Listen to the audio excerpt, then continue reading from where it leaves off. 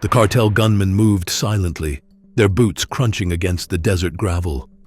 The truck was parked, engine humming softly, its driver seemingly fast asleep inside. Easy target, they thought.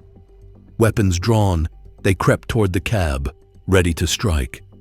But as they reached the door, a deep voice growled, "Big mistake.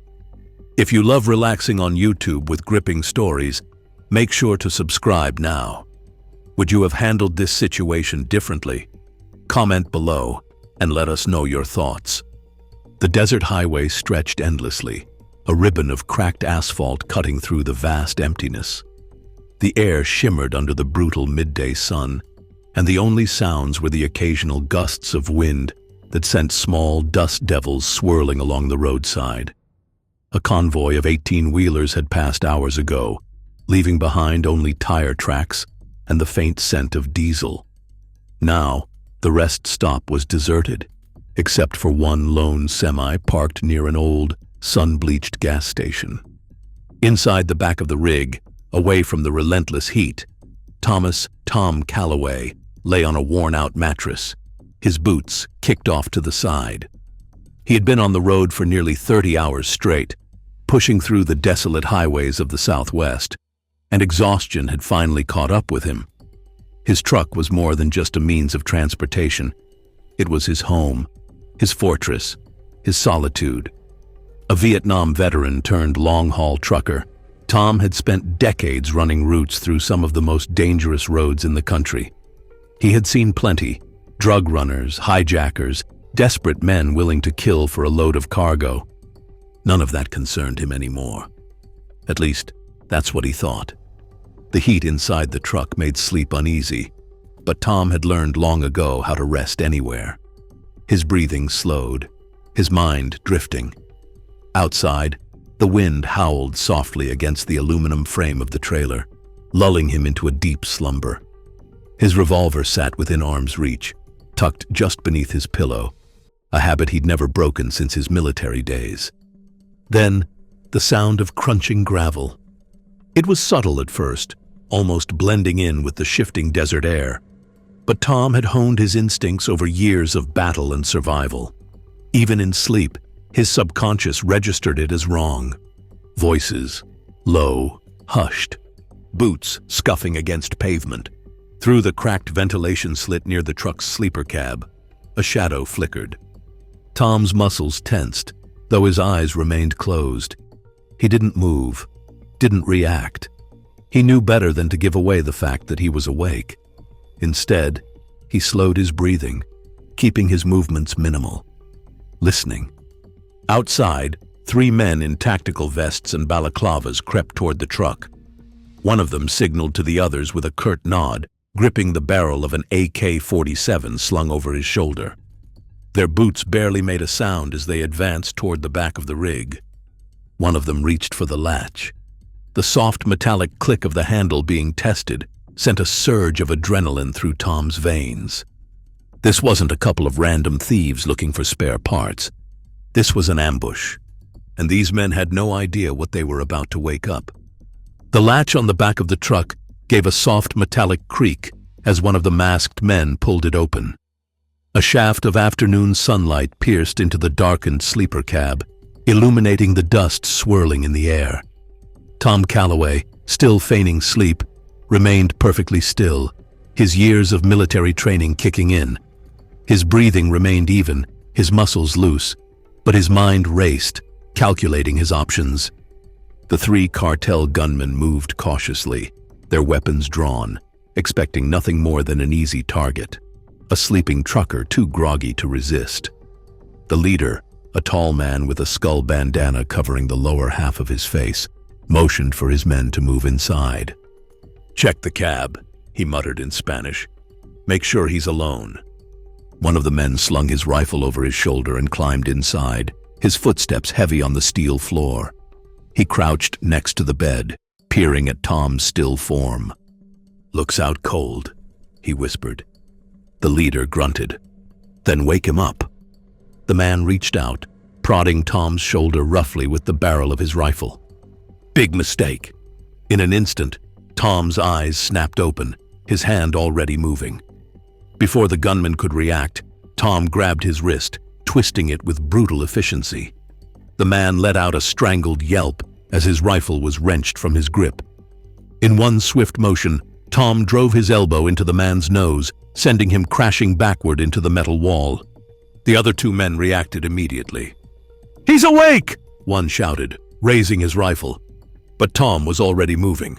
Using the cramped space of the sleeper to his advantage, he kicked the downed man's rifle away and lunged forward. The gunman at the door fired off a shot, but the bullet only ricocheted off the steel walls. Tom reached for the only weapon he had within arm's reach, his steel thermos, heavy with cold coffee. He hurled it at the shooter's face, the impact sending him staggering back with a cry of pain. The third man outside the truck, realizing the ambush had gone sideways, raised his weapon and fired a burst of bullets into the trailer. Tom ducked, grabbing the first gunman's rifle from the floor and pressing himself against the wall. The gunfire tore through the thin aluminum siding, sunlight cutting through in jagged streaks. Heart pounding but mind clear, Tom knew he had seconds before they regrouped. He yanked open a hidden compartment beneath his mattress, pulling out a sawed-off shotgun he had kept for emergencies just like this. The second gunman, recovering from the thermos blow, charged back inside, his face twisted with rage. Tom didn't hesitate. Boom! The shotgun roared, the blast sending the man flying back out of the truck, landing in a heap on the desert dirt. The leader cursed, realizing their easy score had just turned into a bloodbath. Tom racked another shell into the chamber, stepping toward the open doorway. "Yeah," he muttered under his breath, eyes cold and focused. "Come on, boys. Let's see what you're really made of." The desert air hung thick with tension. The cartel gunmen had retreated behind their vehicles, taking cover as the dust settled from Tom's unexpected retaliation. They weren't expecting a fight, certainly not from a man who was supposed to be asleep in the back of his truck. Tom took a deep breath, his grip tightening around the sawed-off shotgun. He had spent decades in war zones, handling situations worse than this. But the difference between him and these thugs? He had the patience to wait for their next move. A voice rang out from behind one of the SUVs. "Trucker!" The leader's voice was laced with frustration. "You don't know who you're messing with. Drop the gun, and maybe we won't put a bullet in your head." Tom smirked, crouching low as he peered through the gap in the sleeper door. He saw the muzzle of an assault rifle sticking out from behind one of the trucks, its owner taking aim. "Funny," Tom called back. "That's exactly what I was going to say to you." The gunman opened fire. Tom rolled out of the cab just as bullets ripped through the sleeper, tearing apart the thin aluminum walls. He landed in a crouch behind the trailer's wheel well, leveling his shotgun and firing a single deafening blast toward the SUV. The impact shattered the side window, forcing the shooter to duck back in cover. A split second.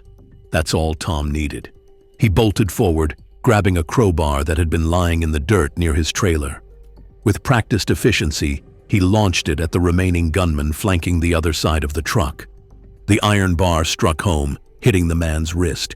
He yelped, his rifle clattering to the ground. The leader cursed. "Enough of this!" Tom heard the unmistakable sound of a grenade pin being pulled. He turned his head just in time to see the leader winding up to throw. His instincts took over. With reflexes honed over years of combat, Tom fired his shotgun mid-motion, striking the man's forearm. The grenade tumbled from his grasp, landing just behind one of their vehicles. The leader's eyes widened in horror. "Move! Move!" Too late. Tom ducked just as the explosion rocked the desert floor, flipping the SUV onto its side and sending a shockwave through the sand. Silence followed. Then, Tom stood, dusting himself off, his shotgun still smoking. "Should have just let me sleep," he muttered, stepping forward to finish what they started. The silence after the explosion was deafening. Smoke curled into the scorching desert air, and the cartel thugs lay scattered, groaning in pain or knocked unconscious by the blast. Tom exhaled, steadying his grip on the shotgun. His pulse was calm, too calm for a man who had just turned a routine ambush into a battlefield. But he wasn't done yet. A low, pained groan came from behind the overturned SUV. Tom's eyes narrowed as he approached, his boots crunching over the gravel. He swung his shotgun over his shoulder, crouched down, and grabbed the cartel leader, dragging him up by the collar. The man's face was bloodied, his arm limp from the shotgun blast that had knocked the grenade loose. "You!" the leader coughed, spitting out dust and blood.